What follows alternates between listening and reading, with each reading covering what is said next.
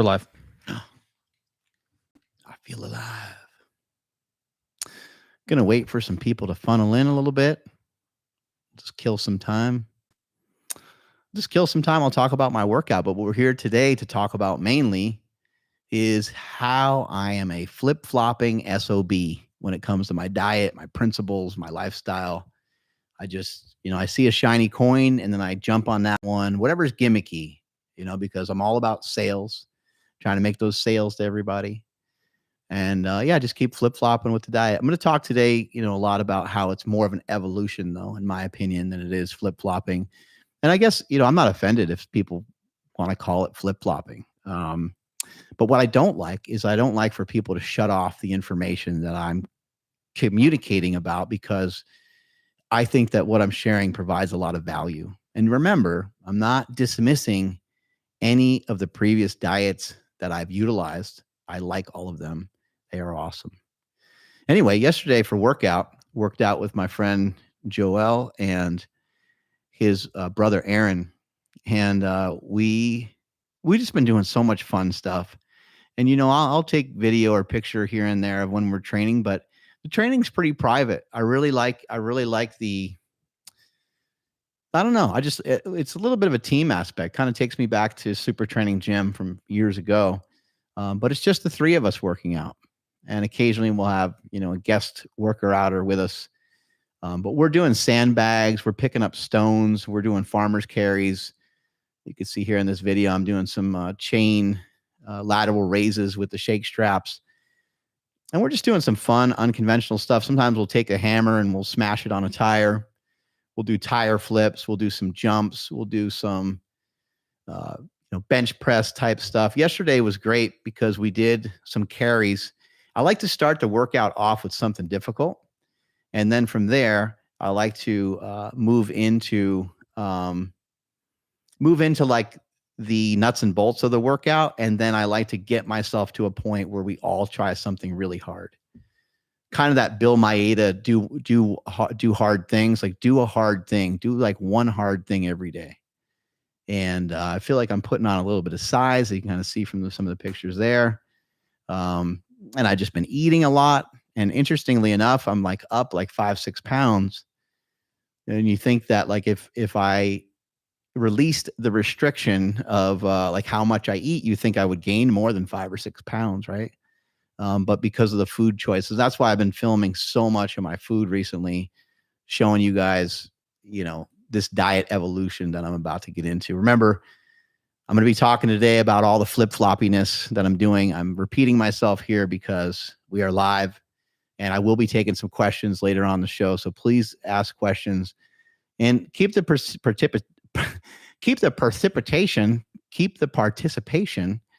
up, and communicate with me so that I understand and know that you guys like these lives, so that way I'll do them more for you.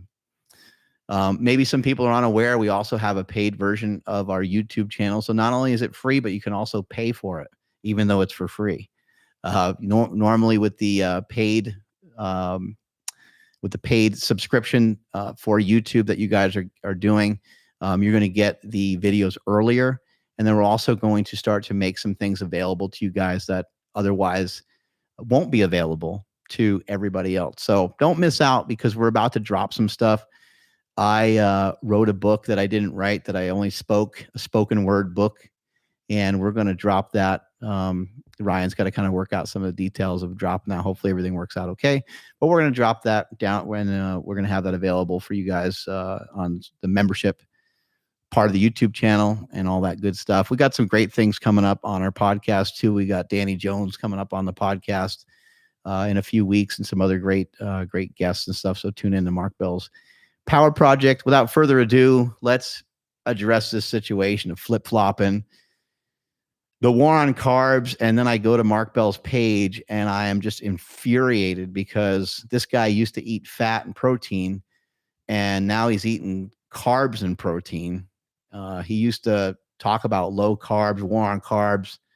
He used to talk about zero carbs even sometimes. And now he's like starting out the day with the hash browns and egg whites and a little bit of mozzarella cheese, along with some steak. And then he's like pouring honey on a bunch of stuff. He's doing a sugar diet, sugar fasting. He's doing, intermittent fasting, just doing so many different things. And first off, I want to kind of talk about like why people get mad about some of this. I don't think that there's situations or scenarios where I am trying to mislead anybody. I'm not lying to anybody about the style of diet I do. I'm not lying to anybody about that I actually just have interest in a lot of these different diets, and that I utilize a lot of different diet strategies, not only within a month or within a week, but also within the day, and also even within the time of day and the timing of my nutrients. I'm into all of it. More recently, I got into having some intra-workout carbohydrates. And I have almost like a post-workout shake, like during the workout, that provides me with some carbohydrate. I like to experiment. I like to just try different things. As many people know, I used to do a carnivore style diet, but I think that people thought that I did a carnivore diet for like ever. And I didn't really do a carnivore diet forever. I did it for a chunk of time. Every year that Sean Baker would run the, Carnivore Month, World Carnivore Month, I would participate, and I did so for 3 or 4 years, including 1 year where I just extended that 30 days by an extra 70 days, and I did 100 days of the carnivore diet. And I want to say maybe there's exception of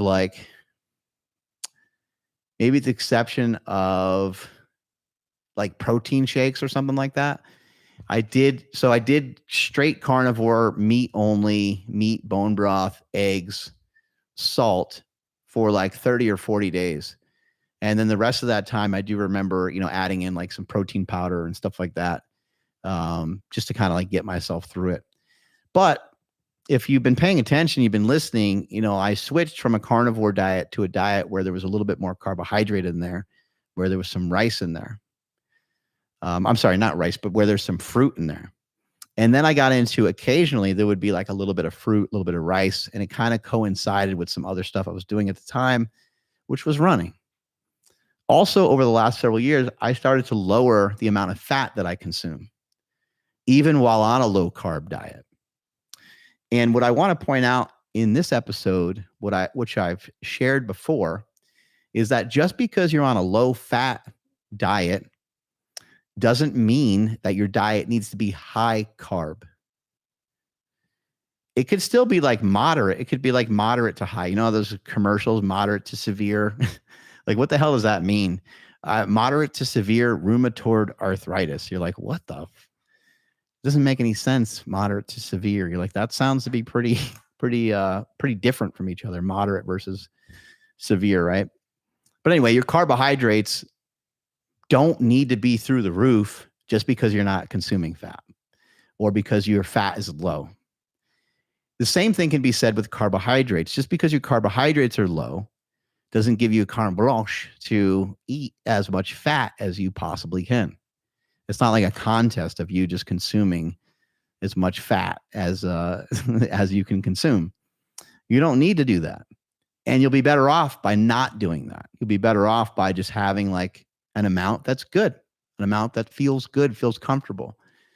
And that amount is going to vary from person to person. It's going to vary for activity levels and so on. But I don't really think you can make an argument for that many people to have, somewhere around, say, like 300 grams of fat in a day. I think like that's pretty excessive. I do know one person, though, that has around 300 grams of fat a day. And that is our buddy Dominic D'Agostino.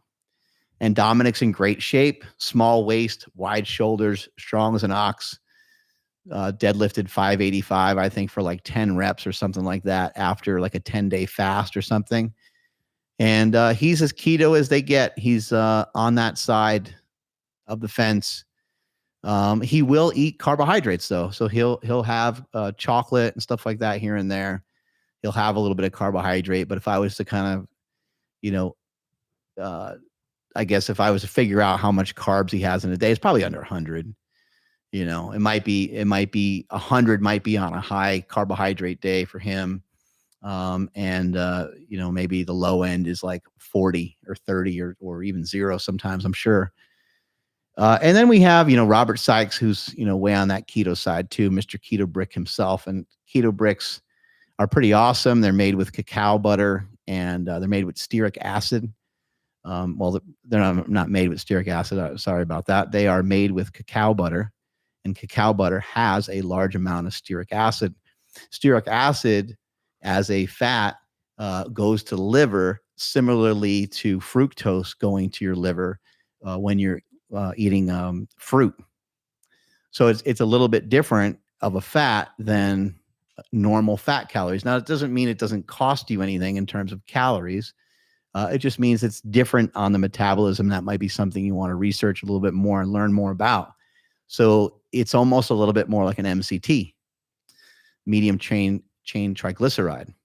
Those are a little bit faster acting fats. Anyway, let's just back everything way up. I just, was talking about those guys because they're on the extreme levels. And those are some of the guys that I know that consume quite a bit of fat. But again, what I'm saying here is, so those guys, it's also important to note, those guys are not low carb. They're not just low carb. Those guys are full keto. And keto means that your fats are very, very high.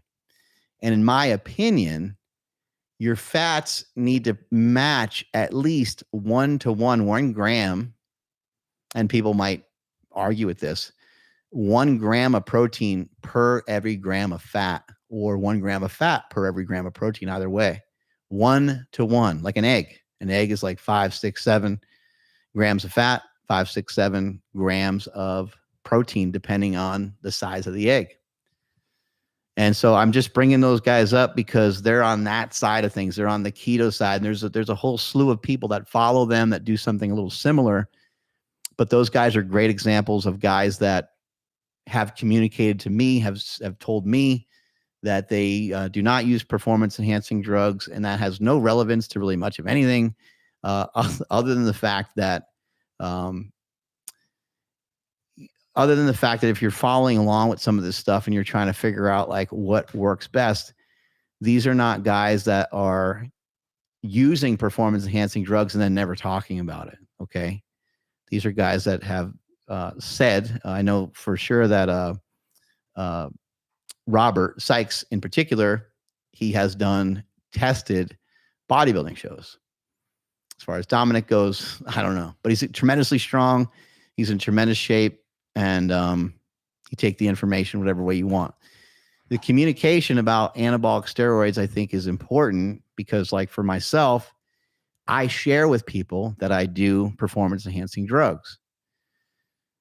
It's important to know that so that people don't think that they can just automatically be built like me via just following maybe the diet suggestions that I have. Now, however, I don't have a physique that I think is that crazy where it's completely unobtainable for someone to do naturally. Hence my co-host, Nsima, who I personally think is built better than me. And he's a lot heavier than me. Holds probably a good 20 more pounds of muscle in me. And there's other people that I've seen where they have these great physiques. And I believe that some of them are natural. So, even though I do utilize stuff, there's natural bodybuilders, there's plenty of them that are able to have a better physique than me. Having said that, I'm also somebody that really didn't train for physique stuff until the last, 4 or 5 years. So Nsima started out doing that. Also has some awesome genetics and some awesome. It's also important to note that he's a professional bodybuilder, and he's somebody that attacked that. And it's like a skill set that he has on top of a bunch of other circumstances that led him to be as jacked as he is. All right, let's back everything up a little bit and let's talk more about this flip-flopping. And again, if you say I'm a flip-flopper or whatever, I'm not really offended. The way I look at it, though, is it's an evolution.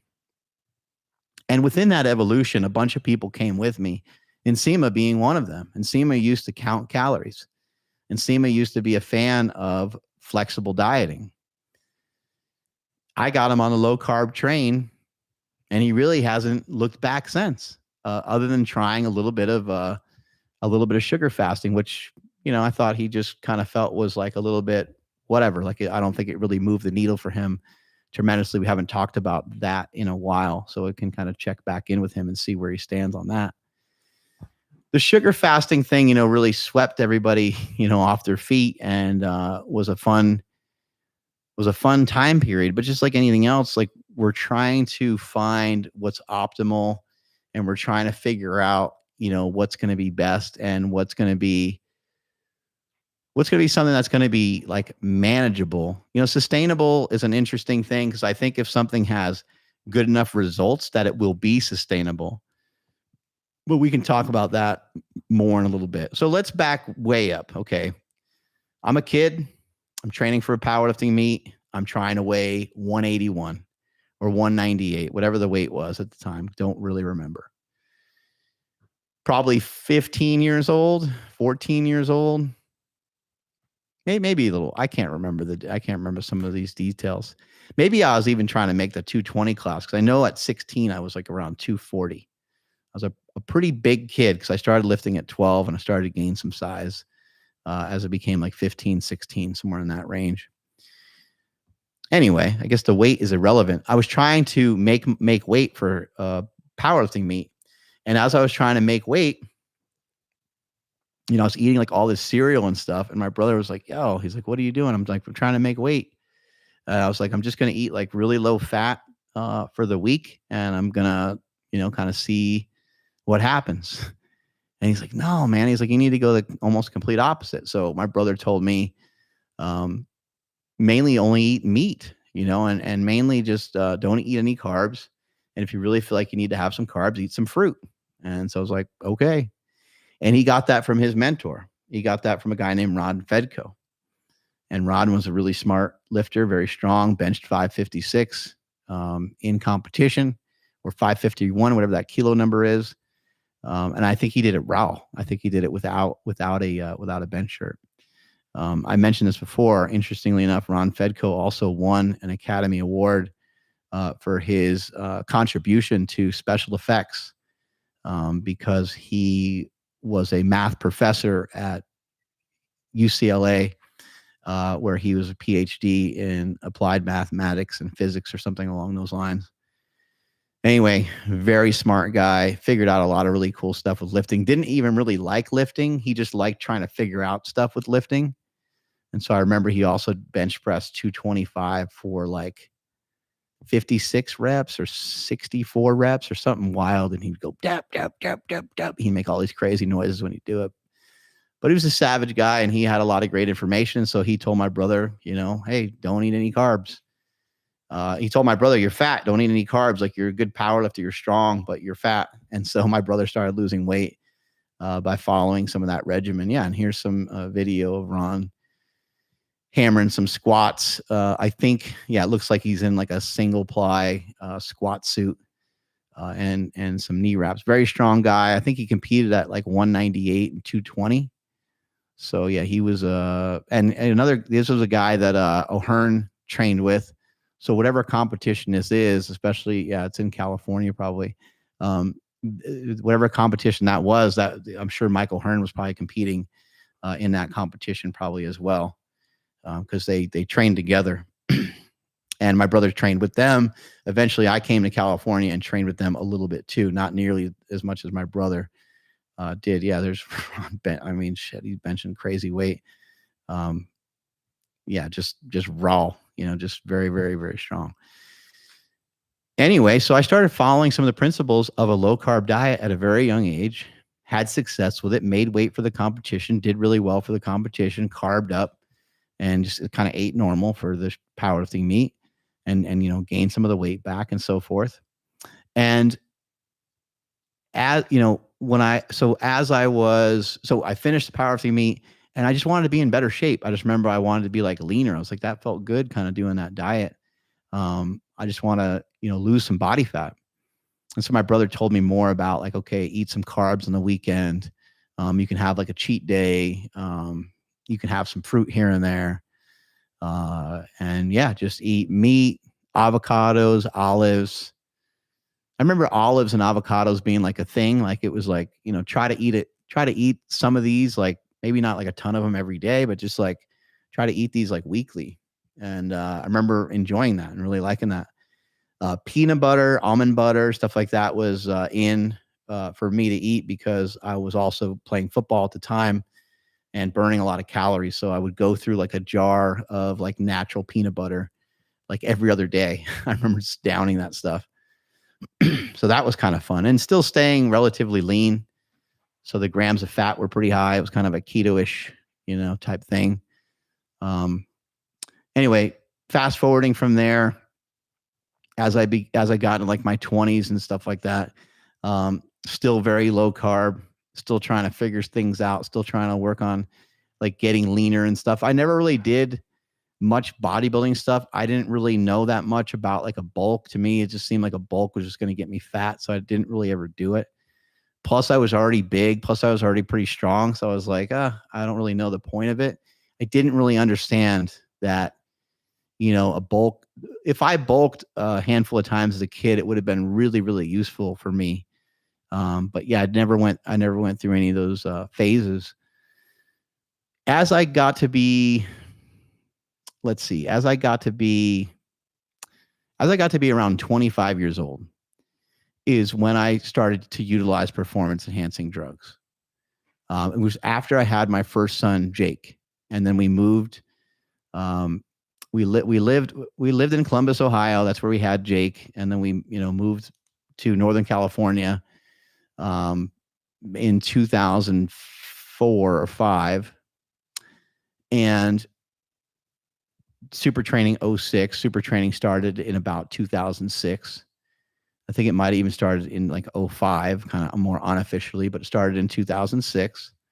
The first gym that SuperTraining was at was a gym called Body Construction Zone in Woodland, California.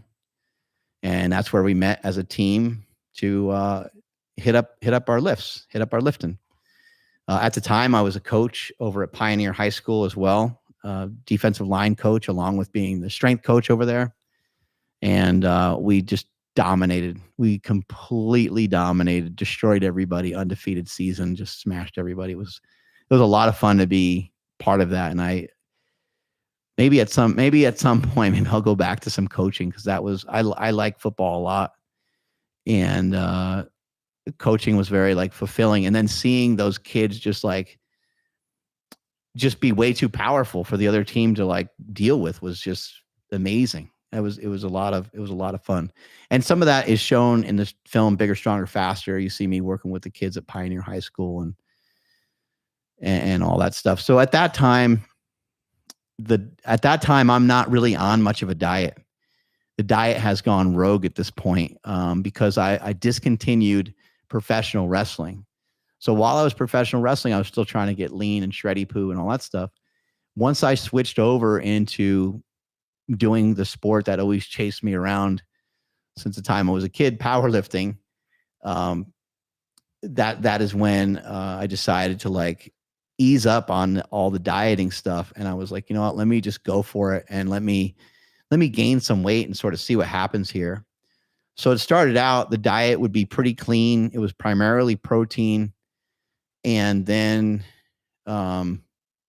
in talking to some like other lifters and stuff, they were like, yeah, man, you got to just get after it. You need a little bit of dirty food here and there. And so I would have, burrito. I'd have a sandwich. I remember going to Beach Hut Deli and getting the surf bird or the surfing bird or something like that. And a couple other sandwiches they had there. And I'd get like a foot long. And I was like, I got to finish this. And this would be before the gym. And it was just like this massive sandwich. And I remember going there with Jesse Burdick and making fun of him because he only ate half of his. But one of the sandwiches there, I can't remember which one it was, but it had bacon and cream cheese. Had bacon and cream cheese on it.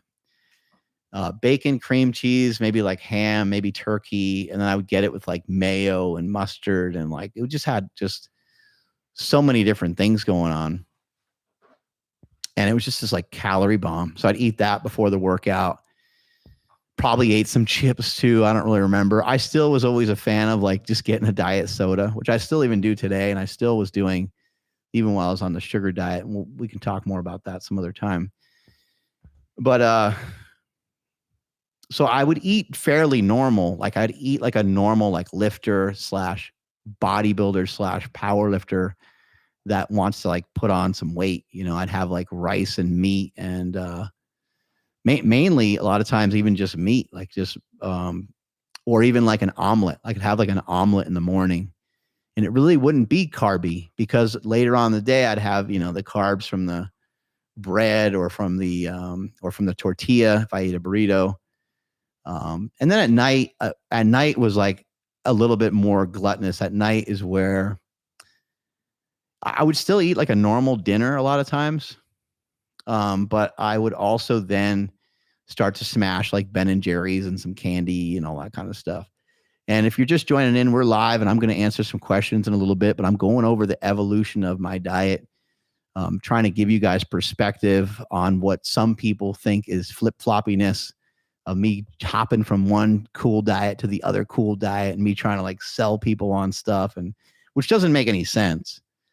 Cause I'm slanging some protein powder over here and then I'm telling you guys not to eat protein on the sugar fasting diet. Right. So it's not a good business plan, right? To do some of these things. It's just an experiment. That's all it is. And that's all it was. It's just an experiment. It's things for me to try, then see how they work, and then either keep them around or don't. There's some things that I've utilized in dieting that I'm going to keep around forever. One of them being intermittent fasting. The other one being sugar fasting. I still sugar fast a couple times a week. And sometimes it's just for 6 or 8 hours in the morning. Other times it might be for, I think like 2 days ago, I did like 18 hours. Like it just kind of depends. I don't think it's going to be something that I'm going to do for 24, 36, 48 hours like I was experimenting with before.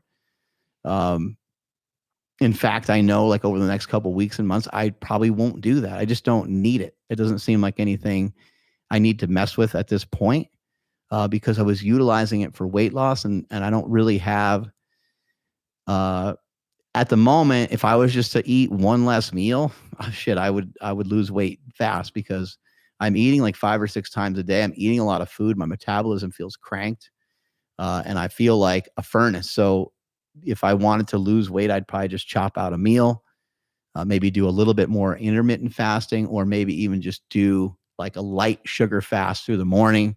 I don't know, have a piece of fruit or two, and then, don't eat anything till later in the day. But again, I'm not going to do a 24-hour, 48-hour, 72-hour sugar fast.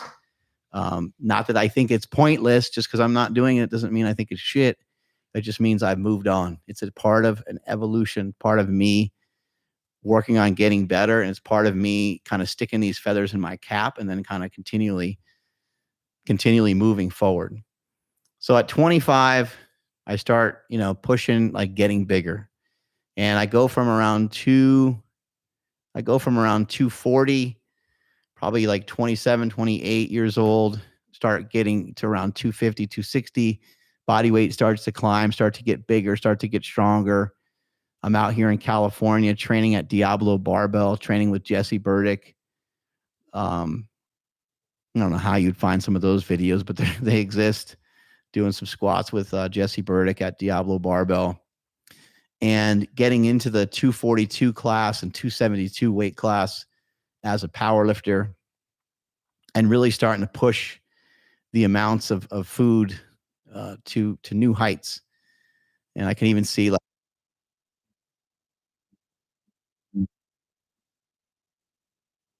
time I ever squatted 1,000 pounds. What year does that say, Ryan? It's September 13th, 2008. Wow. So it's September something.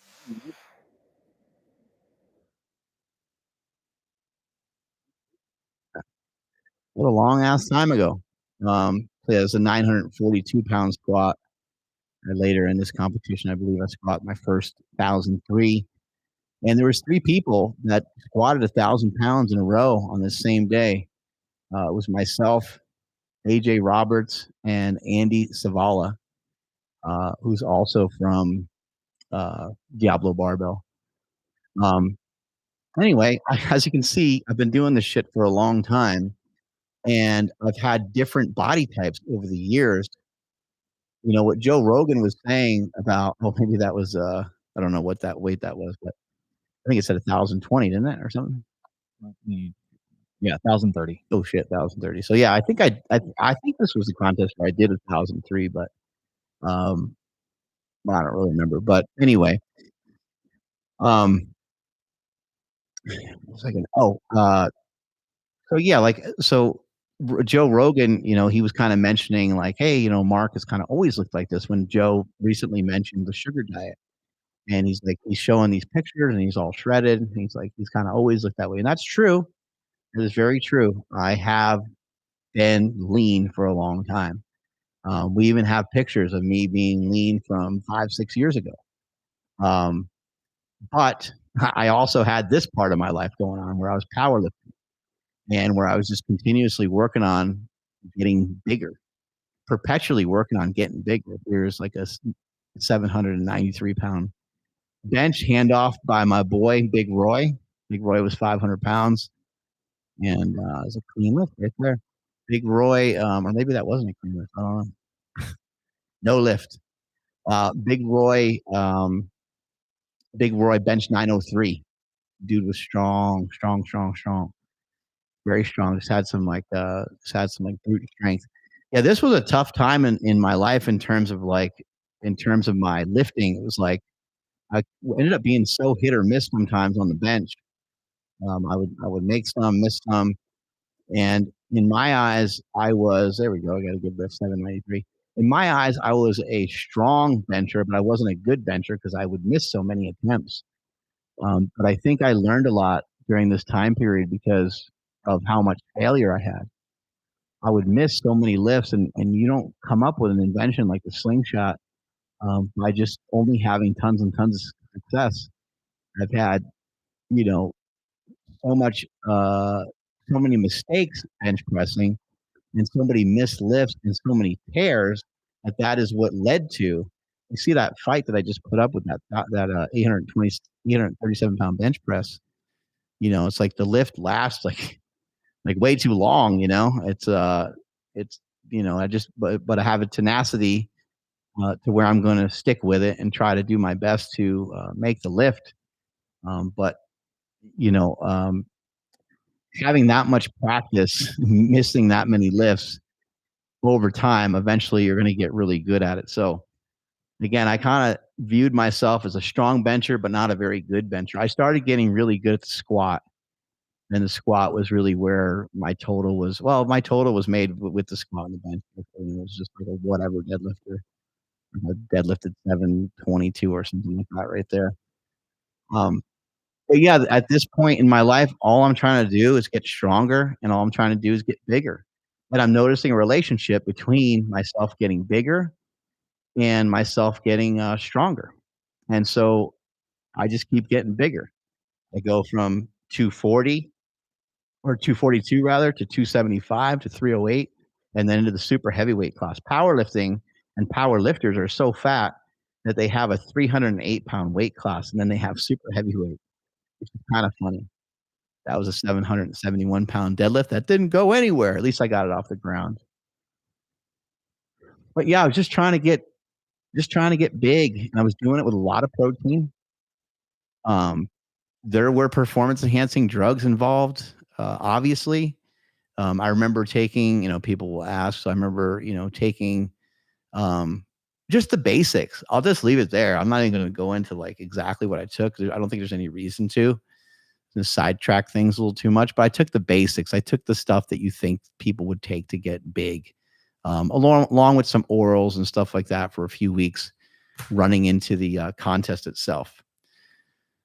But yeah, a lot of protein. And then it was like Ben and Jerry's, peanut butter cups, Snickers bars. Post workout, we'd be like, hey, let's go get a burrito or let's go get tacos. I did, however, as I started to get really big, I started to get like heartburn and I started to run into like sleep issues. And then I was like, uh-oh. So once some of that started to happen, that's when I got into the health side of things. I'm like, you know what? You're going to have to eat better. And so I tried to clean up my diet then, but I was not successful because I was already addicted to these highly processed foods, which by the way, highly processed foods, like there's just no arguing. Like it's a horrible thing. Um, and I know I know that we can put certain things in the highly processed food category, like protein powder and so forth, but that's not really what we're talking about. We're talking about like the Ben and Jerry's, and we're talking about the potato chips and Doritos and candy bars and all that kind of stuff as being highly processed. And again, I'm not saying that you can't get in shape or that you can't be lean with highly processed foods. I'm just saying they're problematic in more ways than one. And even though, talking about the sugar diet and telling people like, yeah, I'm having some candy, keep in mind, I try to share with people that I was only eating a little bit of candy. And candy, candy's probably, it has dyes, it has, this and that, right? But everyone's eating that anyway. Like, let's not kid ourselves. Like, you're not always on your diet. You're not always strict on your diet. Like, just face the facts. You're not always strict on your diet. You're eating junk here and there. And these same people that are making a big deal about candy or drinking alcohol, look, no, none of us are perfect. We're not here for that. We're not here to like nitpick all this stuff. If I make a suggestion and you don't like it, then just don't eat it. It's not a big deal. Like, you don't have to make a big fuss over it. Oh my God, I don't think you could do it on candy. Okay, well then don't have it. That's fine.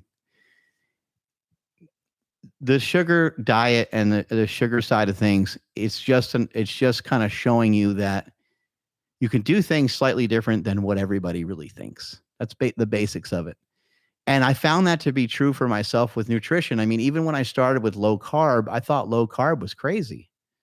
I was like, wait a second, I'm an athlete, I'm a football player, I think we need carbs. And then some people are like, well, and need carbs is like we don't necessarily need a lot of carbs.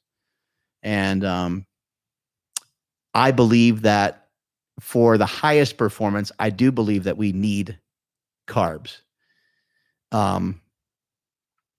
And I would just say my evidence is every athlete. Just pick your favorite athletes. They all eat some carbohydrates, right? To get to their platform, to get to their thing that they kick ass at. Okay, so carbohydrates are important. And my diet back then, it wasn't anything strict. I'd eat McDonald's. I'd have Carl's Jr. I would eat Sonic. These weren't necessarily foods I was like hammering every single day, but I do remember they were on like harder training days, after harder training days. Very rarely would I eat something like that before. I just always hated like having my stomach be like too full. I always hated like burping and all that stuff. So even with the Beach Hut deli sandwiches that I was, showing you guys, I stopped doing that after a bit because I was like, man, it's way too much food. And I did like to eat kind of a lot, especially before the bench workouts, because it just made me heavy and made me like bloated, which is kind of funny as like an quote unquote athlete to think that like you need to get like you get bloated for your training session. Really kind of funny. Cause like what other sport would you be doing that in? Only in powerlifting would you be doing something like that. So yeah, I mean, that's kind of what happened with the diet. And then I fell with 1,085. And once I fell with that weight, it was like, well, that was pretty dangerous. What's next? Like I could have died, squatting that weight and having that falling the way I did. I'm lucky, like my knee and my ankle happened. And it really, in the grand scheme of things, just wasn't that big of a deal. And you can see here, this is me being pretty heavy. And I want to say though, maybe for this competition, I think I was like 308 because I remember I gained some weight going into the competition. I was actually thinking of going 275. Jesus. I was actually thinking of going 275, and I remember being like 290. And then one of my buddies, yeah, I was like 290, and I was like, "Oh, maybe I can make the 275." I was like 285, 290. And one of my buddies is like, "Nah, dude, eat up." And that's exactly what happened to me is I ate up, and then my squat suit was extra tight, and I lost sensation in my legs. That's why I felt like that, because like normally I would have better control and I'd just be able to force my knees out and sit into that pocket. And I used to kind of drop into the squat. Um, and I would do like this little tiny rebound thing, and then I would pop back up out of there. But I wasn't able to do that with that squat because my legs were numb. And when I stepped up to the platform, my legs were totally numb. And I remember being like, I shouldn't do this. I just had it in my head. I'm like, you shouldn't do this. You shouldn't do this. You shouldn't do this. And then I was like, fuck it. Let's go for it. And I went for it. And that's kind of what happened. So I sort of had some decent intuition beforehand, but I didn't stop myself. I should have just said, hey, you know, I need to call it. My legs are numb because they completely fell asleep. And so I'm like waddling up to the platform with my legs super numb. Yeah, just a weird situation, but it's a great situation because it led me to all these other things. It led me to discover a lot more stuff about diet. And it also helped me to understand people that are heavier, helped me understand people that are obese. It helped me understand my own mother because I got addicted to those foods. So I thought, I was like, okay, now it's time to turn it around. From the time I was basically 12 until I was 25, I learn to eat protein and do all these things. And I know how to do a lot of that, and I don't have any problem with it. And I've been lean before, so I'm like, I'm going to get in good shape. But it actually was really hard. It took me weeks and months just to get momentum to lose some weight. I almost had to get even just like a little bit healthy first before I started losing weight. And at the time, I didn't focus on a lot of like real diet stuff. What I kind of said to myself was like, let's not eat a lot of carbs and let's go on some walks. And I was still lifting, obviously. And so that's where it started. And I was like, you know what? Like, you like coffee, you like this, you like that. Keep all that stuff in there. You like sweets. So like, let's figure out a way to get some sweets in there. So that's when I was thinking about like protein bars or dark chocolate or like something. I was like, I still want to have that stuff in there, and I'm active enough to where I should be able to have some stuff without, holding on to all this weight. I should still be able to lose weight.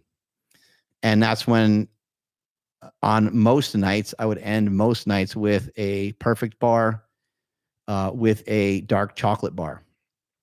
I would get like 70%, 80%, 90% dark chocolate, and I would get a perfect bar, and I'd basically eat the peanut butter bar with the chocolate, and I'd like time it up. I just like chew the chocolate or chew the peanut butter, get a little peanut butter mashed up in my mouth, and then I'd stick a little chunk of chocolate in there. Sometimes I'd eat the whole bar of the, I would eat the entire perfect bar every time, but sometimes with the dark chocolate bar, I'd sometimes just eat half of it, especially because I'd always buy like kind of nice ones, and they were expensive. And so sometimes I'd only eat half of it. Then the next day I'd do the same thing.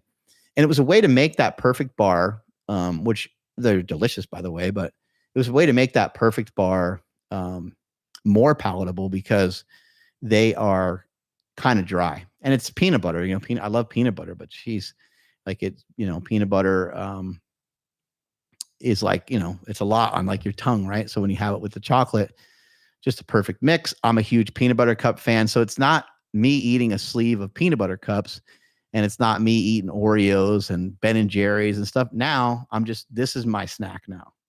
This is my late evening snack was that. And that was delicious. And is it still not great for you because it's mixed macros? Right. Yeah. It's still not great. I mean, the perfect bar has a ton of sugar in it. It's like a honey bar, and it has a ton of fat in it. So it's just not good for you. Even with dark chocolate, I mean, even if we're trying to make up reasons on why this is healthy, it's still really not a great option for most people trying to manage their body weight. But I was coming off of eating so crappy that this worked really well. And so it was like pretty much no carbs except for that meal. Okay. Except for that, except for when I was going to eat that. There was no bread, there's no pasta, there's no rice. It was meat sauce, it was meat. It was like meat, sausage, bacon, cheese, avocado, vegetables were still in the mix. Fruit, I ditched fruit for a long time. And this was kind of the start of the war on carbs. And I started getting down, started to lose some weight, started to weigh, you know, because like I forgot to mention, normally without trying to overeat, I was between 285 and 295. But with extra effort, that's how I got up over and right around 330 pounds. And then, you know, losing that first 30 pounds, that's why I thought it was going to be so easy, was because when I was 290, it was like, you know, it was easy for me to be 290, but being 330 was actually a little bit of work. I had to like kind of eat extra. And as you saw in that video there, that was me like losing some weight, but then I just regained a little bit going into that meet to try to lift a little bit more weight, and it didn't work out. But anyway, as I was coming down in weight, the weight started coming off a little faster due to walking and due to just like tuning up the diet over time. And throughout most of it, so I forgot to mention, even when I was a kid, so I started a low carb diet when I was about 16, but also I think before that time or somewhere around that time, actually it was okay. I remember it was after high school. I started to mess around with Barry Sears' zone diet, which later became popular with the CrossFit community. And I forgot to mention also that the beginning of my weight loss journey started with the paleo diet from Rob Wolf. So I've been on a lot of different diets. I did the zone diet for a while, which is like a balanced diet. I did Rob Wolf's diet, which was his first book was Paleo. I can't remember the name of it. Paleo something or other. And Paleo Solution.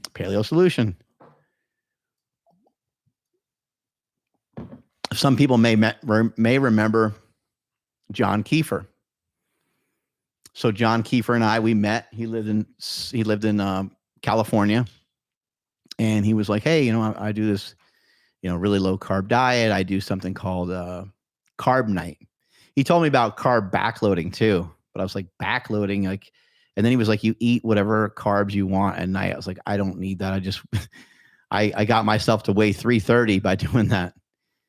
And he's like, "All right, well, I got this other diet you might want to try, and it's called carb night." I was like, "That's kind of what I do anyway." So he and I became friends, and then he was like, you know, he was pretty savvy, so he attached his book to a lot of my old videos. I don't know if it's still there, how it works, or what, but he might still make money off it. But I'm sure he made quite a bit of money off of me promoting that book, because I was promoting that for years and years. But it was, you know, probably similar. I never even read the book. I just know that it was a very low carb book, and carb night kind of referred to it referred to the fact that you were going to have carbs, I think like just one night of the week, or maybe 2 nights of the week or something like that, rather than the other thing that he had, which is backloading, which I never thought was useful. It still doesn't make any sense to me. It was based off of like one study, and like I don't know. I've heard people talk, like people used to ask me about it all the time, and I was like, I don't do carb backloading. I do carb night, you know. But anyway, just to clear that up, that was just like basically a low carb diet that I did for many years. And I'm trying to think if there was any other diet interventions that came in along the way. No, there really wasn't, you know. So from 2000, you know, the invention of the slingshot is, you know, SuperTraining gym came along in 2006. Invention of the slingshot's 2010. I think by around 2014 or so is when I kind of went on a mission to like start to get really lean. That's kind of like where jacked and tan sort of started, getting jacked and tan. Um, and then I started getting in like really good shape. Still, basically on a keto style diet until I did the BSN photo shoot. When I did the BSN photo shoot, BSN was a supplement company at the time. They had a product called NO Explode. They actually were one of the first companies to have like a pre-workout drink. Um, pre-workout. There's the old SuperTraining gym, which was then turned or was also Midtown Strength Conditioning. And yeah, you can see here, like I'm in really good shape there. I think I'm still pretty heavy. Well, probably here actually, maybe I don't know, maybe more like 250. So not I mean 20 to 25 pounds heavier than I am right now. Um, but when I did the BSN photo shoot, I remember weighing about 245. Um, and we did I think Ryan, you might be able to look it up. I did 550 bench I did for two, uh, maybe 5. Oh, I'm sorry. Oh, you know what? I think it was 550 maybe for one. Or maybe oh wait, I'm sorry, it was 500 for three. It was 500 for three, weighing 245, and it was the day before the BSN photo shoot. And the only reason why I think that has any like merit, the only reason why I'm not like telling you this just to like brag and show you these old videos. But maybe I am. Yeah, it's a 5. Oh, this is probably it. Oh yeah, there we go. Yeah, 5 hundo. So this is the strongest I've been, weighing, that weight that I am at right there, which is like around 245, 250. But, double body weight bench press done for triple, and you can see I'm, like, kinda bloated in the face, but you can see that I'm also, like, pretty jacked. Shoulders are capped, and I'm on probably a lot of gear.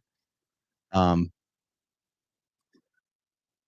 that shoot, I got in shape for that shoot by, eating carbs. It was a low fat there's a silent Mike. Um, I was eating a low fat diet and not necessarily like real high carb, but it was a low fat diet with some carbs. I'd have like rice and potatoes, chicken breast, white fish. There was no red meat on that diet. There was like a couple cheats along the way. It was like an 8-week, 12-week thing that I got from a guy named Ed Koo.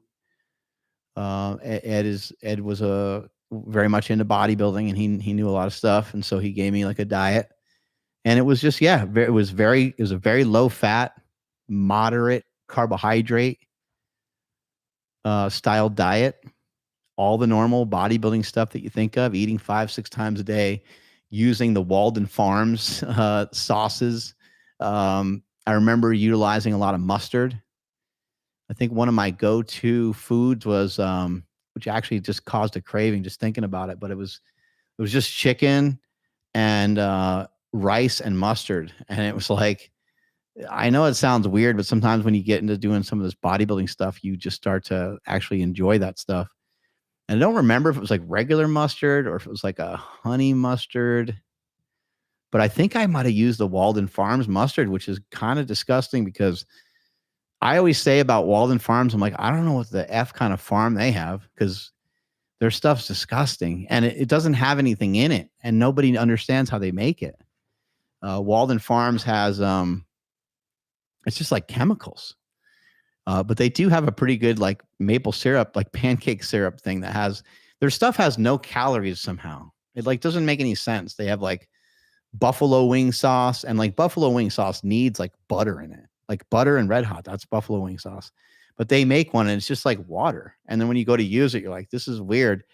And almost all of them are gross. But the company's been around forever and bodybuilders know about it. It's actually just like, I don't know, super fascinating, disgusting pretty disgusting products, but I remember they have like at least 2 or 3 of their sauces that are not so gross. So yeah, so then I utilized this this low fat diet.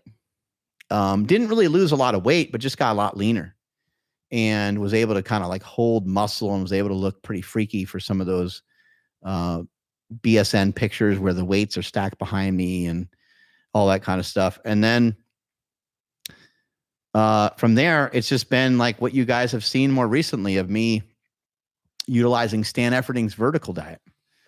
You guys have seen me, going more keto, going more this, more that. And from like, 250, 260, 270 ish, which I think in that video, like I said, I think it was 245, 250. But soon after that, I think I went back up 260 or so. And anyway, we just started losing weight by doing my own version of a ketogenic diet, which I called the War on Carbs, which isn't really a ketogenic diet. It's just like a low carb diet. And over time, fast forward maybe 5 years into that, I started to recognize like, oh, you're eating a little bit too much fat and stuff. You need to cut back on some of this. There's no reason to eat that much fat. And so I did that. My goals changed, after I fell at that 1,085. So then I was no longer tethered to some of those same strength training outcomes. So like, if you don't care about your strength, then it's just so much easier to like lose the weight. So you're like, I'm not even trying to be big. And I'm not trying to do something that a big guy does. I'm not trying to like lift heavy. Like I want to just move better.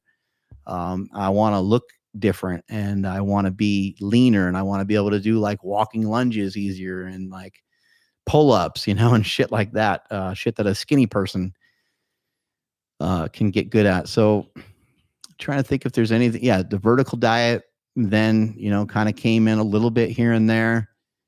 Talked with Stan a bunch. He was like, yeah, you really don't need the carbs, but he's like, it's good to add some in, just so you have a little bit here and there. Maybe just put it around your workouts. And that's kind of about where I'm at now. I mean, it's not really a vertical diet that I'm doing now. I guess you would say it's a little bit vertical-ish. Like a lot of the foods that are in the vertical diet are in my diet now. But I eat a lot less fat than what Stan normally recommends for someone starting the vertical diet. I'm just trying to think if there's anything else in there. There's nothing else in there other than the sugar diet. So here we go. So let's just talk about this briefly, and then I'll start to take your questions. The sugar diet is a diet where you consume fruit juice, maple syrup, honey, sugar, and even sometimes candy. You're not really downing sugar all the time. You're not just eating candy, okay? You're mainly having fruit and fruit juice. The idea of the sugar fast came about because sugar fasting triggers something, which this is just like a belief that some people have had, along with a hunch, along with there is some research on this in rodents, and there's some research on this in humans, I believe. People started getting all excited about this like FGF21 and that it speeds up your metabolism, does all these things. Well, I think that consuming carbohydrates in general helps to quote unquote speed up the metabolism a little bit anyway. And so that in combination with eating the carbohydrates, it was the recipe, because the recipe also kind of says that in order to boost FGF21, if that even is the goal, then it actually has to do with protein restriction. And you can also do it through eating a lot of fat, mainly eating fat and just not eating protein. And some people said, hey, if it's about protein restriction, can we eat fat and carbs? I don't think we have any data on that quite yet, but you might be able to. I don't really know. Anyway, it sounded interesting to me. Sounded like fun. I'm like, I shake some things up. Let me try it out. So I learned it from Cole Robinson. And then it went viral, I think, via me. Cole gave me the information. He's the one that taught it to me. And then Cole put out a lot of videos. And then you saw a lot of other people making videos off of that. And then the sugar fasting was a nice shot in the arm for this YouTube channel. So that was kind of cool. And then it just kind of opened my eyes up to like, man, I got to talk about nutrition more, because you can talk about it endlessly. People need to hear about it more, and they need to learn more about it. But that's the basis of sugar fasting, are those foods that I just listed off. And when you are doing a sugar fast, you will consume those foods and those foods only, and you just do it for however long. Could be 24 hours, could be 48, could be a week, whatever. I learned by doing it for a week that it didn't have favorable outcomes for me. I didn't really like it. I know that Joe English has written some stuff where, you could have like, you can have particular amino acids with like collagen, and it just seemed like it was like too much. You could have it with leucine, and like what I was just like, you know what? I don't want to do anything that's like super complicated. I'm just kind of doing this for fun. I don't care about like jumping through a lot of hoops to like make the diet work, so to speak. So I was like, yeah, I think I'm good with just doing the sugar fasting for shorter, so don't end up running into any of the negative side effects. And I think that's what you want from almost all diets, even a ketogenic diet. I've talked about this many times before. I think bumping up and rubbing elbows with ketosis, I think, is the way. I think that's pretty helpful and pretty useful. But I think to like perpetually be in ketosis all the time, I don't think is a great idea for most people. Again, there's Dominic D'Agostino, and there's Robert Sykes, who hasn't had a carb in a decade. So there's some people that have figured out a completely different way, and it works great for them. But for me, I think I'd rather have some rice and potatoes and stuff like that in the mix here and there with my diet. Nowadays, I weigh between 215 and 220. Interestingly enough, through eating a lot more, I'm only a couple pounds heavier than I was even like a few weeks and months back. The sugar diet did help me to lose some weight, but it wasn't anything super substantial in terms of like,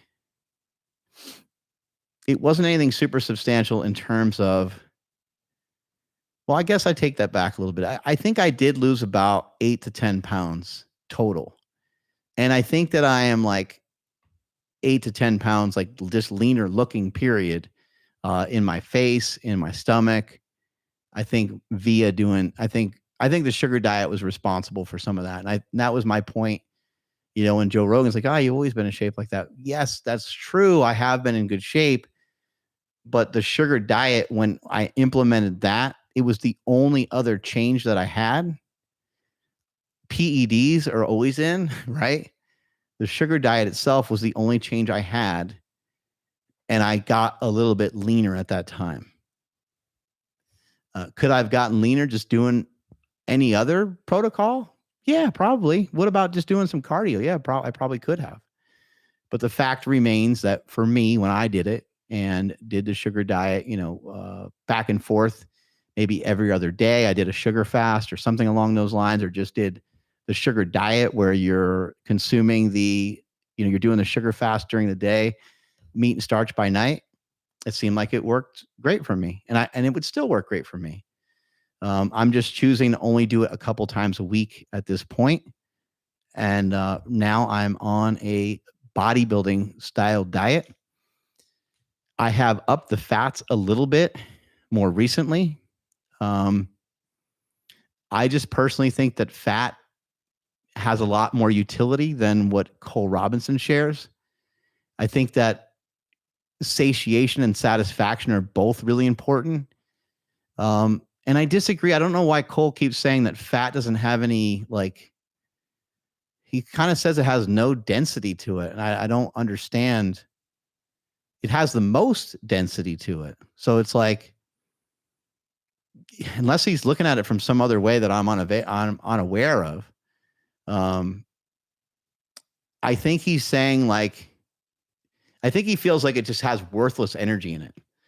And that's fine for him to say that. But for him to say it doesn't have any density to it, it's the most calorically dense that there is. I mean, part of the problem with eating a thing of Ben & Jerry's is how calorically dense it is. And why is it so calorically dense? Well, a large percentage of the calories that come from Ben & Jerry's, probably the biggest percentage of calories is from the fat amount that's in there. And so Yeah, that idea. And that's kind of like he'll preach against the carnivore diet, and he'll say, don't do the carnivore diet. Um, and part of the reason why someone might not lose weight on the carnivore diet is because of the caloric density, how rich a ribeye could be in calories. So yeah, I get kind of lost on that. Maybe he feels like there's no other good nutrients in fats. I don't even really know. I do know the body, makes a lot of cool hormones based off of fat. I'm not disagreeing with him that you can have low amounts of fat and not run into any hormonal issues for a long time because we have a lot of body fat on us. I agree with him on some of that. I also think, though, it's not worth it. Just as I said earlier about, and I'll have Cole on again so that we can talk. I don't like talking about people when they're not there, so I'll have him on again and we'll do another interview with him and say, like, what are you talking about? Like, fat is the most dense. Try to get a better understanding of what the hell it is he's talking about. Anyway, if you guys got questions, I might have answers, but this is the evolution, of me. And I think that it's real easy to think highly of your own accomplishments, but I think that my accomplishment of going from 330 as that high level power lifter and being obese, let's face it, that's obesity. I was obese. It doesn't matter that I had muscle. I was still obese. Like I was very, very, very fat. I had a lot of fat on me. I may have had more muscle on me too at the time. I don't know what my muscle mass is these days, but yeah, I'm sure I was more muscular, but man, I had a lot of fat and I was in a lot of danger. Like I didn't necessarily feel unhealthy, but I didn't sleep. I didn't sleep for like 5 years. When I say that, I think that people never believe me, but I really didn't sleep very well for like five straight years. It was brutal. Probably just, sleep apnea or whatever else. And I tried to wear a CPAP and all that stuff. Couldn't quite adapt to it. And probably still have sleep apnea, even though I lost all the weight. But yeah, like I said, you got questions. Hopefully I got some answers for you. Here we go. Okay, post-finasteride syndrome says, what's your best suggestions to do this low-fat diet and keep things interesting when I have an autoimmune gut issues? Meals are so bland without sauces and stuff and can't have most spices either. Yeah, I mean, I would just like, what can you have? That's the thing. It's like, there's some people that are like lactose intolerant and it kind of messes with their diet. And they, I'll suggest, low fat yogurt and low fat cottage cheese. And it just takes those things right out of the picture for them. Here's what I would do. I would, the cards that you're dealt are the cards that you're dealt. So like, what can you eat? Right. I'd maybe even write some of that out, try to figure out, talk to ChatGPT. Like, what can I make out of this, this, and this? Cause like, I don't know anything without you telling me. You're seeing like on my Instagram, you're seeing me use some sauces recently. I rarely ever use any sauces. There's a lot of different sauces though too, right? So you said sauces, like, oh, I have a problem with sauces. Okay, well, what about mustard? What about ketchup? Like, what about condiments? Or you have the same problem with condiments? What about like cocktail sauce, that you put on like shrimp, which is amazing, by the way. It's underrated. I don't know why no one ever uses it. I don't normally use sauce. And the reason why I don't normally use sauce is because me eating meat and carbs together is newer for me. I was eating meat by itself. And when I eat meat by itself, I don't pour sauce on steak. Yeah, I would never do that. I would never pour sauce on steak. And even chicken, I probably wouldn't do that. Now, if it's mixed with something else, yes, I will, because then you get all the flavors catching and they all kind of pull together, right?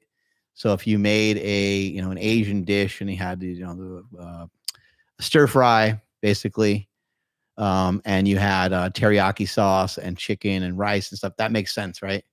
But yeah, anyway, you have to figure out like what are the things that you can eat, and your food shouldn't be bland because you should have you should be able to have a wide variety of the meat that you're eating, along with, because like let's face it, you're always eating meat, right?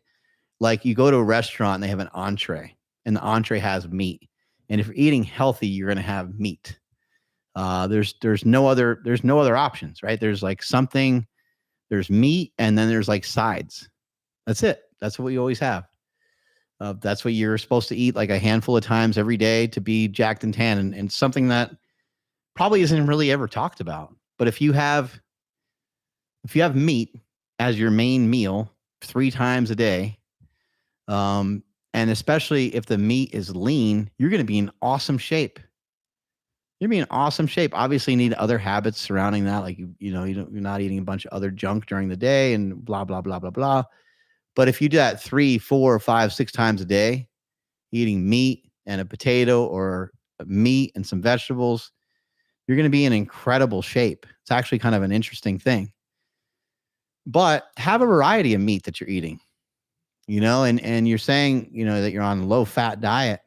Well, not every meal always has to be low fat all the time. Keep the fat low. Once in a while, have a little bit more fat in there. But that's where your Piedmontese, your certified Piedmontese beef and stuff like that is going to really come into play, because you have filet mignon there that has no fat in it. And just even with just salt, if that's all you can eat is just salt, that food is still ridiculously good.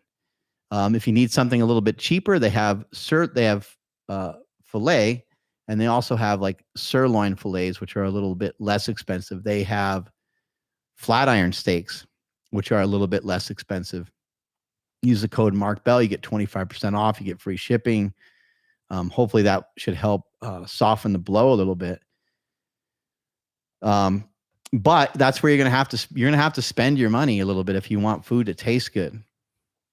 So switch up the meats that you're consuming, and cook a bunch of different ways. Get a Pyrex and just throw seasoning on. Like just like buy seasonings that don't have stuff in it that's gonna mess up your stomach. Oh shit! I wish I could remember the seasoning that we use. We bake chicken. We throw it in the oven. And we will have chicken breast and some chicken thighs. And when you cook them all together, all the fat and everything from the couple chicken thighs that you have there, it all kind of, gets all over the chicken breast and stuff like that too.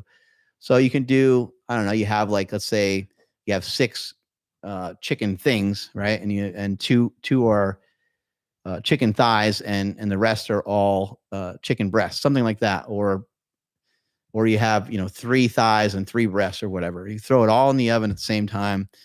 Throw some vegetables in there with it. Maybe chop up some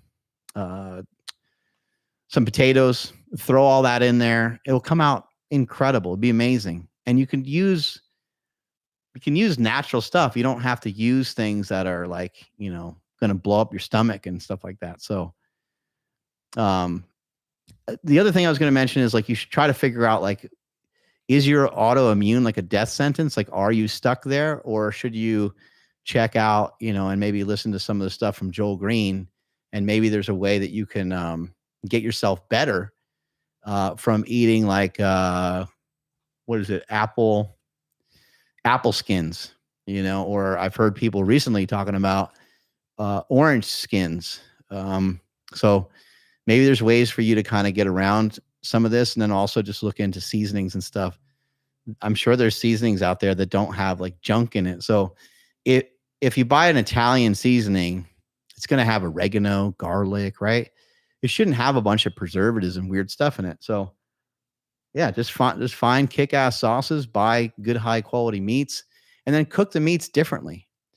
Use your air fryer, use your oven, use your slow cooker.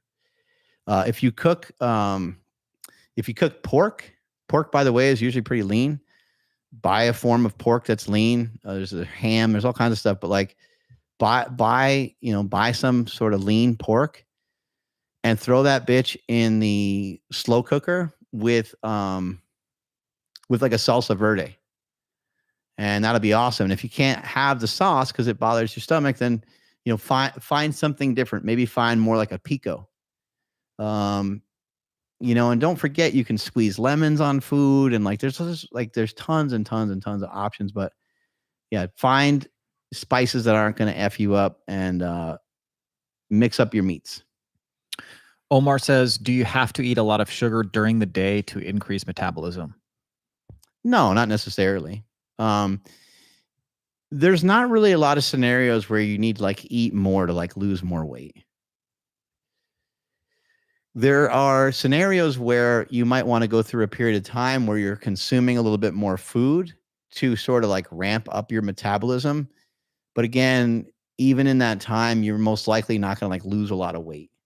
So it's not a good idea to think about like carbs or fats, because people used to think this of keto too. If I consume more fat, I'm going to produce more ketones, and then I'm going to lose more weight. It doesn't really work that way. Also, it doesn't work that way with eating like a crazy amount of carbs. You do need to have you do need to hit a certain caloric number ish, so your metabolism doesn't slow down. It's kind of hard to put into words here for me, but like, think about it this way.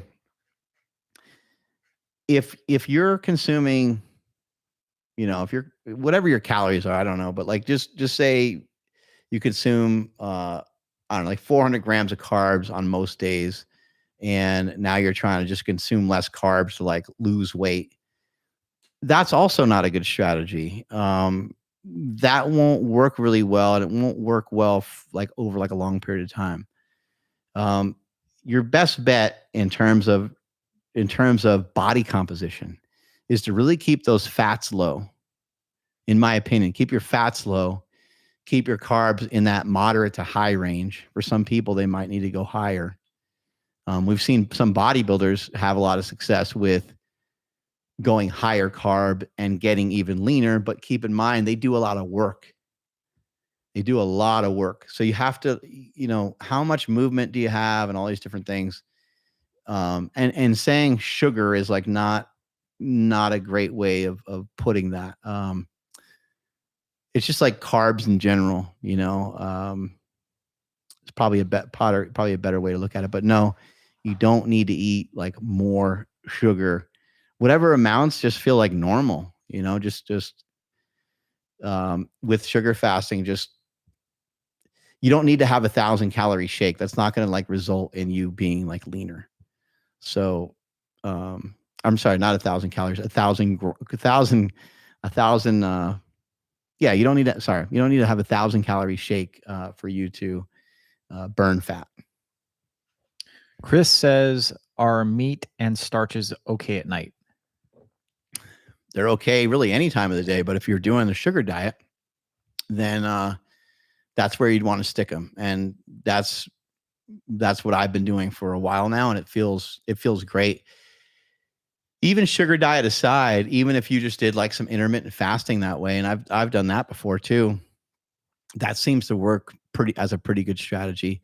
What I like about the fruit though is the fruit is still supplying you with good energy, and you don't feel like kind of like, I don't know, you feel like you have more energy to like work out or more energy to do other things. And so it's nice to have that fruit in there. But the meat and starch at night, it feels great. Like it feels like you're accomplishing something, and now you're getting this like reward of a meal at the end of the day. I'd also encourage you occasionally just to not have the starch, just to have vegetables, and just kind of see how your digestion is, see how you feel, see how your sleep is, see how your leanness is. A couple nights like that might give you a little bit better sleep. It might give you a little bit better. Everyone's a little different. Some people need the carbs to go to bed. Some people find that they keep them up. So again, always want to encourage the experimentation, keep the experimentation alive, and keep playing with it. But yeah, that meat and starch later in the day is a good thing. But also, like, if you need to start it earlier on certain days for whatever reason, don't be afraid to do that. Like, I think the worst thing that can happen to most people on a lot of these different styles of diets is to just be so imprisoned by it. Don't let it be anything like that. And don't be a pussy. It's like, don't turn into a big wimp about everything. Like, oh no, it's not. Just, you know what? Just, life's too short to be like so detailed about every little thing. Enjoy it. And you don't need to be. That's part of the reason why I communicate with you guys about so many of these different diets is, it doesn't have to be like you're consistent over time. You're consistently kicking ass over a long period of time.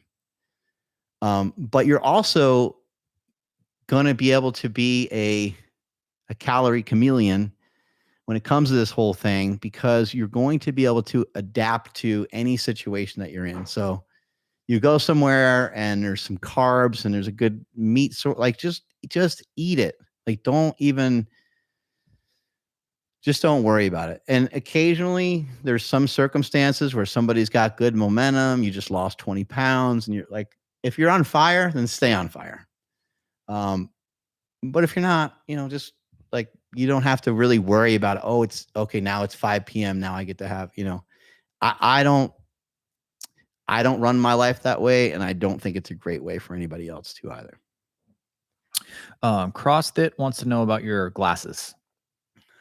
These are from EMR Tech, and these are just to try to block out some blue light. I'm under these lights for a while. Like today, we did a earlier show, and I don't know how much this helps with like circadian rhythm or whatever, but it's just something I'm practicing. By the way, the blue light, getting on your body and stuff like that too.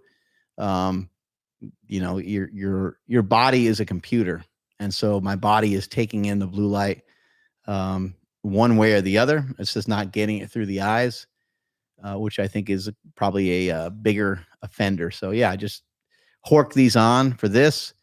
I will wear these at my house too when I'm watching TV. These more reddish orange ones, they make it a little bit hard to see, but that's kind of good because then I can't see shit and I'm like, I need to go to bed. I can barely see, like, if it's dark in the room, I can't really see even like if I'm trying to eat.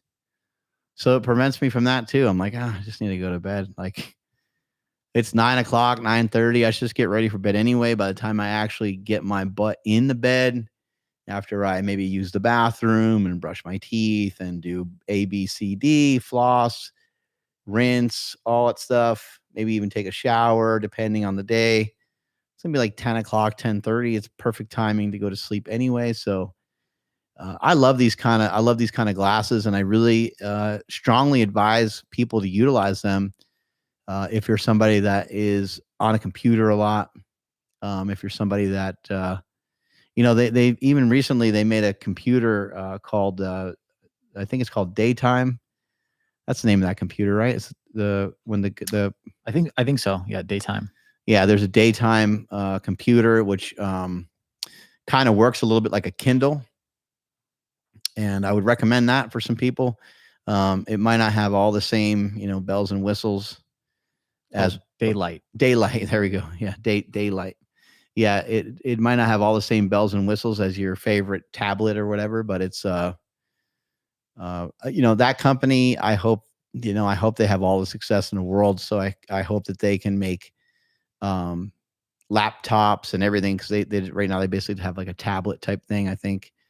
So hopefully over time they can, I know Nsima uses his every day, like on the show. I think Andrew is still utilizing his, and it just doesn't have blue light. They went to those lengths to block blue light. Some people think it's hocus pocus, the blue light stuff, but I happen to really believe in it. I'm a huge proponent, and I know that we get blue light from the sun, but we're also getting many other spectrums of light. At noon is when the blue light is usually the most, or I think maybe when the UV is high, the blue light is the most, but there's many other spectrums of light that we're getting in our eyes at that time and on our bodies at that time. There's just so many other things that are going on.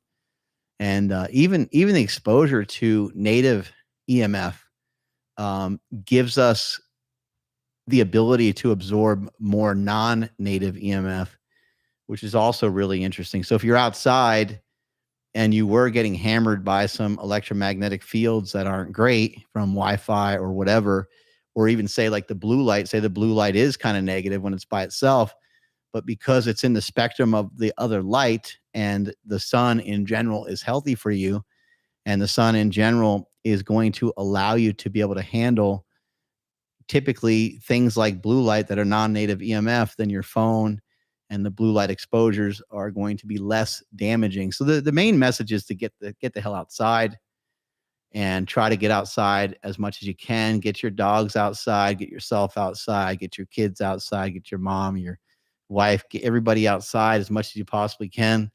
Absorb what the outside world has to offer you, and then shield yourself.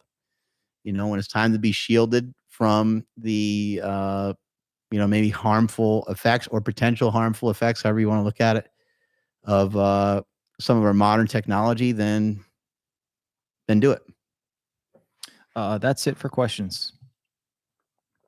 All right. Hopefully you guys understand all the flip-floppiness over the years. Ryan, you got any questions on any of that journey?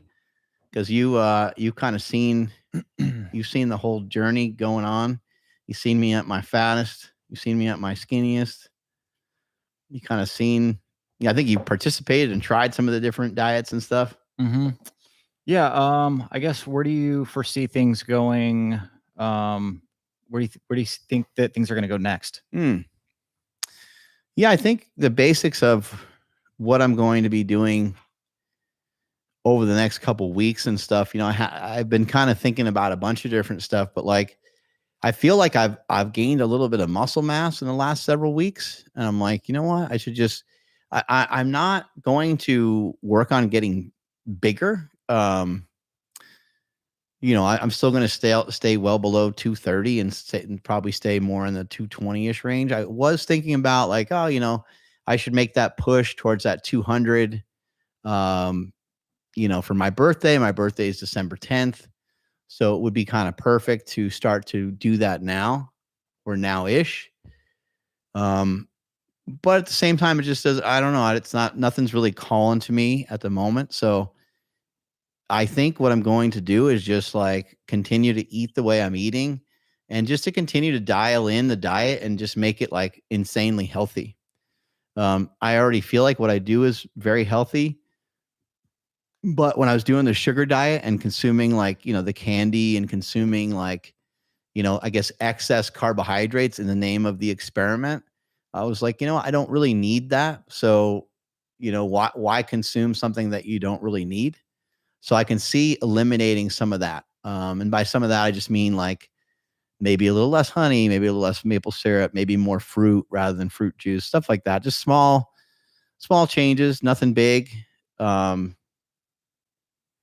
yeah, that's where I kind of see things, and I see things of like, hammering the protein, maybe messing around a little bit more with the intra and post-workout stuff, and maybe keeping the carbohydrates kind of around the workout. The honey and sugar and all that stuff, I'm still going to consume that. But over the last couple days, I just started to consume less of it. Like, I just don't think it's not really, it kind of reminds me of the carnivore diet. It feels like I'm not getting extra benefit from it. So then if I'm not getting extra benefit from like being more carnivore, then why would I continue onward with that? And why wouldn't I free up my diet a little bit? So this feels the same way. If I'm not going to get, so I'm consuming sugar and I'm consuming carbs and stuff like that. But if I consume more carbohydrate and I don't feel like I'm getting like more kickback from it, then really it's just like extra calories, extra food that I don't need. So those are the kind of things I'm trying to examine and trying to figure out. And I feel awesome right now. I mean, minus this, thing that I've been working on with my heel. I feel awesome. I actually even feel like explosive, but I just haven't even had an opportunity to really express that, except for with a little bit of the stuff that we did with Josh Bryant. But I wasn't even really able to express what I can do because my heel is still damaged. And so, in talking to a lot of people about this particular injury, other runners and stuff, they're like, oh, like they all know about. They're like, okay, yep. They're just like, it just takes a year. You got like 8 months, a year. It's almost as if I ruptured my Achilles tendon. It's almost, it's not as bad because I don't believe I did tear anything. But it's similar in the sense that like, you're just like on the shelf for a while. I may push a little bit of running coming up just to kind of see, like running makes it sore, but doesn't seem to cause any issues. So I was considering like, oh, maybe I'll just do, like every 30 seconds, just jog, like light jog, 12-minute mile pace, and then walk in between. 12-minute mile pace, walk in between, and start to maybe try stuff like that, maybe a couple times a week. That's where this whole thing started anyway, was the whole thing started with me doing, run jogs or walk jogs rather. And maybe I'll see if I can implement some of that and see, just, I don't know, see if I can handle that. If I can handle that, maybe I'll just try more of it. I got one more question. Yep. About protein. So I know when you were doing the sugar diet, some days you were doing like 100 grams of protein, and then there was other days you were doing basically no protein. Right. And then I think before you were at about 200 grams, right? Mm-hmm. So I guess my question is, do you think that there is like a middle ground between those two? Like, do you think that you could get by with less protein without any detriment to your athleticism, your performance, or your muscle mass? I would believe so. I think that, so not eating protein for like a whole day, I don't think is like a detrimental thing. I think, people have fasted and done all kinds of things. People will intermittent fast and only have one meal a day. So they'll be deprived of the normal protein numbers that we hear about. Somebody might have, 80, 100 grams of protein. They might weigh 200 or 225 or something like that. To me, that's still not really that low of protein. Half your body weight in protein, or even like half your lean body weight in protein. Like for me, if I had, 85, 90 grams of protein on some days, I think that I could do that. I don't know if it will have any more positive health outcomes. I suppose that maybe it could, and maybe it's a decent thing to experiment with. Maybe it will impact my glucose metabolism in a positive way, perhaps. I don't know. So maybe it's worth trying, but I think that I'll end up there anyway because I'm still utilizing fruit fast, sugar fast, 1 to 2 times a week. And when I do that, it prevents me from eating like a lot of protein. And I think in general, I think you're bringing up a good point because, I think like, ideally, I'm just going to be like, okay, let me have, 200, 225 grams of protein. That's sort of a goal, but also like if I fall 20, 30, 40, 50 grams short of that here and there, I don't see any problem with it. Because the way I look at it nowadays is I look at it almost like more on like a weekly basis. If I'm getting that protein in, like everything should be good. I do feel like, it's kind of hard to compare stuff sometimes because when I was doing sugar fasting, I had intention of like losing weight. And I was also probably not always eating maybe even enough. Although it felt like I was eating a lot. With what I'm doing now, it's like I packed muscle on, it feels like kind of quickly. And you could say, oh, it's because he ate more protein, but I don't even really know because I don't even really know where my calories were before.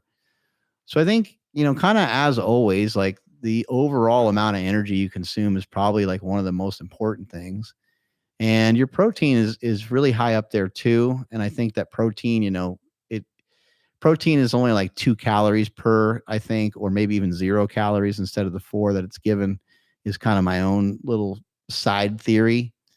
But back to kind of what you said, yeah, I think there is a happy medium between the two. And I would say that it's a good idea for the people that are on the lower end of protein to work on pushing their protein a little bit, to work on bringing their protein up a little bit.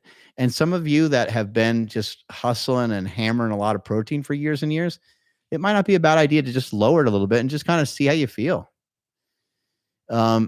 I think most things start with, what's the word I'm looking for? It's like side effects.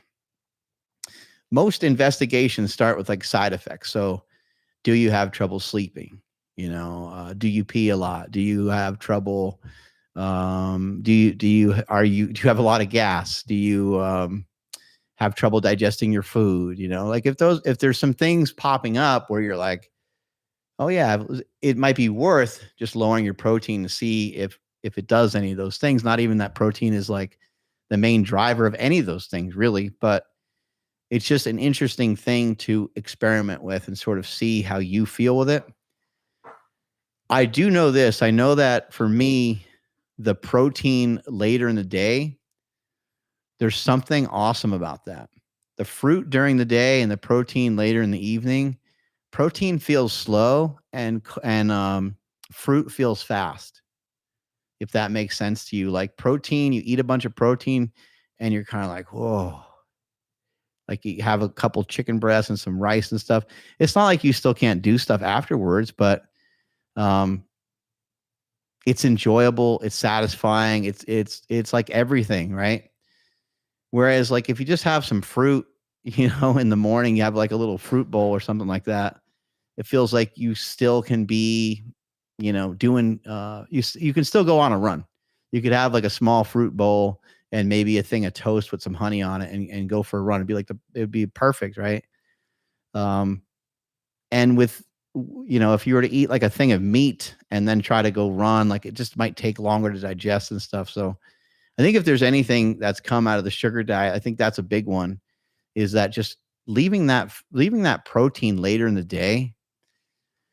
Like you can do whatever you want with your protein, but I think leaving it to later in the day, to me, there seems to be some really good value out of that. So I really like the way that feels. But I think for myself, the lowest I'll go on protein for some days would be like 75. And the highest that I'll go on some days might be like 300.